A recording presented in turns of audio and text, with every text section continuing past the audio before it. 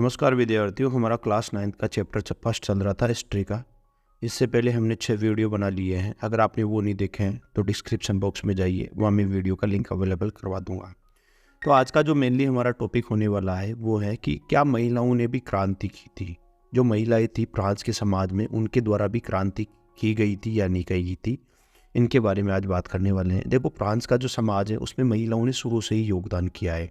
शुरू से ही जो फ्रांस की महिलाएं हैं उन्होंने समाज में बहुत सारा योगदान किया है। देखो, अब क्या होता है कि जो अधिकांश जो महिलाएं थी वो तृतीय एस्टेट की जो महिलाएं थी वो बुनाई करती थी, कपड़ों की धुलाई, फल फूल सब्जियां बेचना, और बहुत सारी घरों में घरेलू काम भी करती थी और बहुत सारी वेश्यावृत्ति भी करती थी। और जो तृतीय एस्टेट है उसमें से कुछ केवल जो अमीर लोग हैं उनकी महिलाएं पढ़ी लिखी थी, प्रशिक्षित थी, बाकी को ऐसे मौके नहीं मिल पाए क्योंकि इस तरीके का वहाँ पर एनवायरनमेंट नहीं था।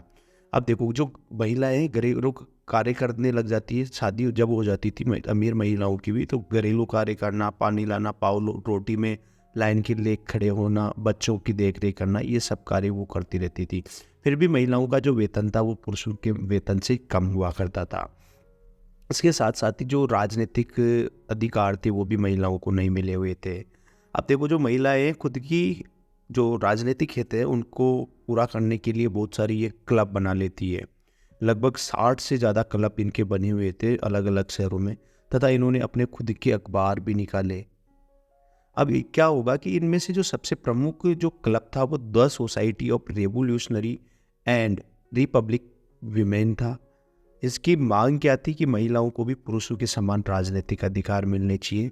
जो 1791 का जो संविधान था उसमें महिलाओं को निष्क्रिय नागरिक का दर्जा दे दिया गया था। अब ये क्या करने लग जाएगी कि अपने लिए जो वोट देने का मांग है या चुनाव लड़ने का मांग है, इनकी जो अपने मांग है ये किसके माध्यम से, क्लब के माध्यम से उठाने लग जाते हैं। अब देखो, 1791 के बाद महिलाओं की सुधार लाने के लिए हालांकि सरकार ने बहुत सारी काम किए थे। 1791 में जो संवैधानिक राजतंत्र बना था उसमें महिलाओं की ज़िंदगी को सुधारने के लिए बहुत सारे कानून बनाए थे। जैसे लड़का और जो लड़की है वो साथ में सरकारी स्कूलों में पढ़ सकेंगे, बहुत सारे सरकारी स्कूल खोले गए थे। महिलाओं की इच्छा के विरुद्ध उनकी शादी नहीं की जा सकती थी, उनकी भी इच्छा होना ज़रूरी था। इसके अलावा जो तलाक था उसको कानूनी मान्यता दे दी गई थी। चाहे महिला या पुरुष दोनों में से कोई भी तलाक की अर्जी लगा सकता है, कोई भी तलाक मांग सकता है।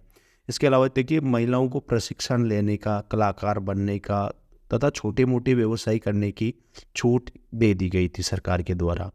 लेकिन इनको राजनीतिक अधिकार अभी भी प्राप्त नहीं थे, जैसे चुनाव लड़ने का, वोट देने का, ये सारे इनको अधिकार नहीं मिले हुए थे। इस कारण ये क्या करने लग जाते हैं, ये विरोध अपना जारी रखते हैं क्योंकि ये चाहती है कि हमारे को राजनीतिक अधिकार भी पुरुषों के समान मिले।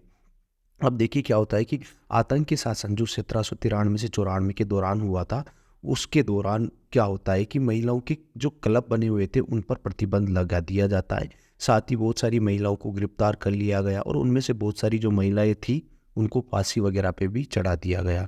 बहुत सारी को फांसी पे चढ़ा दिया गया था। अब देखो लेकिन आगे भी क्या कर दिया कि महिलाएं अपने जो अधिकार है, मताधिकार है, इसकी मांग चलती रहती थी। ये सारी कर दिए गए थे जैकोबियन क्लब की जो सरकार थी उसके द्वारा। लेकिन महिलाएं आगे भी क्या मांगती रही, अपना मताधिकार मांगती रही।